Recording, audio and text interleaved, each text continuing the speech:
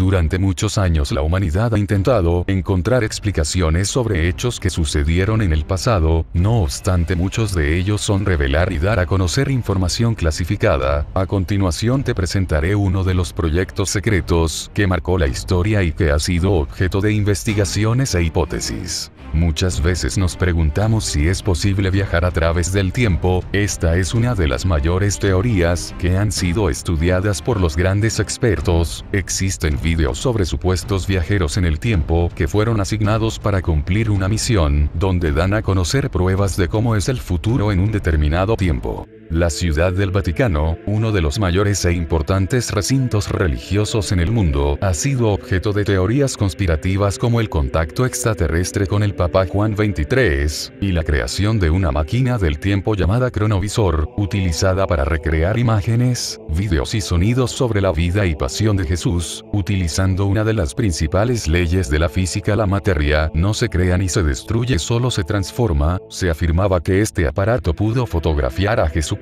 antes de ser crucificado. En 1972, causó gran asombro en Italia la noticia de que el Vaticano contaba con una máquina del tiempo que podía captar imágenes del pasado, incluso de la época antes de Cristo. Fue el 2 de mayo de dicho año que el diario italiano Domenica del Corriere publicó la historia de la máquina del tiempo a la que llamaron el cronovisor. Dicho artefacto, aseguraban, fue desarrollado por un equipo especializado de científicos encabezado por el padre Marcello Pellegrino Ernetti, quien fuera el de la idea original. La tecnología del cronovisor se basaba en el principio de la física clásica, según la cual la energía no se crea ni se destruye, solo se transforma, es decir, las ondas visuales y sonoras eran energía y, por lo tanto, estaban sometidas a las mismas leyes físicas de la materia. De ese modo, lo que el aparato podía hacer era acceder a las ondas luminosas y sonoras del pasado, recomponiéndolas y reorganizándolas en las mismas imágenes y sonidos que las habían formado en su origen. Las ondas visibles y sonoras del pasado no se destruyen. Y no lo hacen porque son energía.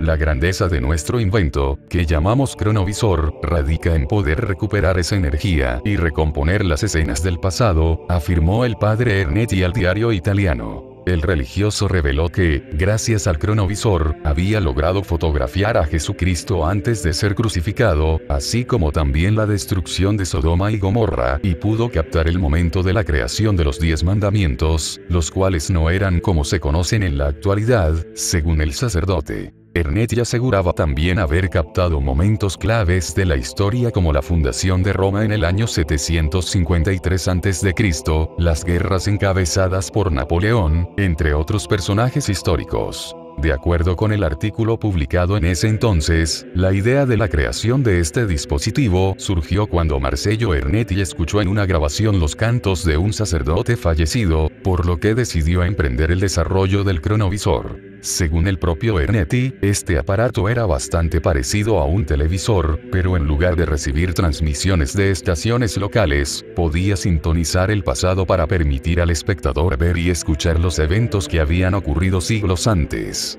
El religioso explicó que la máquina funcionaba mediante la detección de todas las imágenes y sonidos que la humanidad había hecho y que se encontraban flotando en el espacio.